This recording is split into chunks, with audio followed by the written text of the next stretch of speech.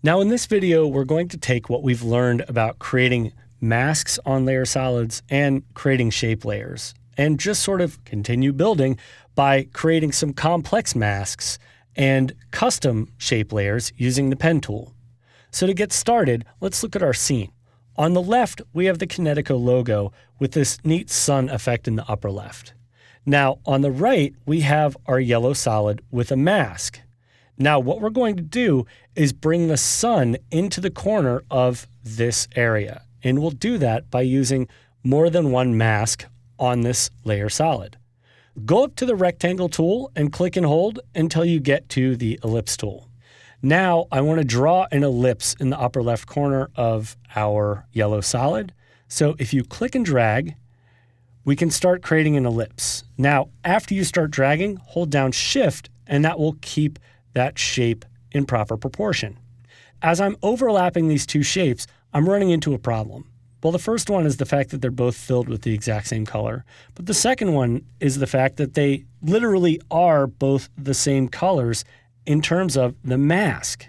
What we need to do is make mask 2 a little more high contrast from mask 1. And to do that, if you go on the timeline, next to the word mask 2, there's a yellow square. Go ahead and click on that and change that yellow square to a blue square. Now when we click OK, having chosen blue, you can see we have a blue square and our path is now blue. Now whenever you have a path like this that is already selected, you can press V to grab your selection tool and click on any one of these vertices to move the path around. I'm just trying to recreate this sort of sun layer over here, so I'll just use the previous one as a reference. And now it's time to go down to layer 1 and see how we can adjust the interaction between these two masks. If you click on mask 1 and click on mask 2, you'll notice to the right we have pull downs. If you click on the pull down, you'll see we have options.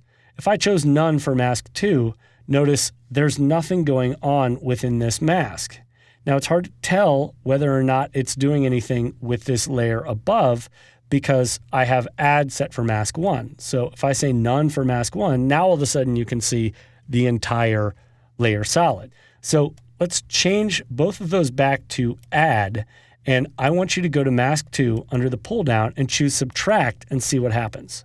If you're at all confused, it's easy to think of masks in terms of a math equation. So you could say mask 1 is added to the scene and mask 2 is subtracted from the scene. That way you can see the final answer is going to be mask 1 minus mask 2. If you click on the mask 2 pull down again and change it from subtract to intersect, sure enough, mask 1 gets added to the scene and mask 2 will intersect with that, meaning anywhere it's intersecting, it's going to fill it in. So now that you understand how multiple masks on the same layers work, let's look at creating a custom shape using the pen tool. In order to make sure that I'm not adding yet another mask to layer 1, let's collapse layer 1 and just click anywhere off of the layer in the timeline. Now I want to add kind of some squiggly lines to appear around the outer side of this sun. So to do that, let's grab the pen tool up in our tool panel and look to the right for the different options for the pen tool. The first thing I want you to pay attention to is all the way over to the right. That's the Roto Bezier option. If yours is selected, I want you to deselect that. Basically, that gives a different set of controls to your pen tool that are formatted for rotoscoping, which we're not going to get into. So just make sure this is deselected. And then on the fill option here, hold down the Alt key on the PC or Option on the Mac and click not once, not twice, but 3 times till you cycle through and get no fill.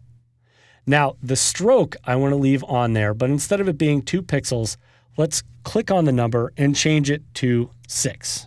Now we've got our pen tool ready to draw. I'm going to start maybe down here at this kind of 45-degree angle. Click and release to make the first point. Move your pen tool off to the side and click and drag for your second point. When you click and drag, you'll get the Bezier handles. So let's move back up here and click and drag to make another point. And we'll go back here, click and drag. And now you can see I've kind of got this wavy shape. It's not quite exactly what I was looking for, but I want to show you how we can tweak this.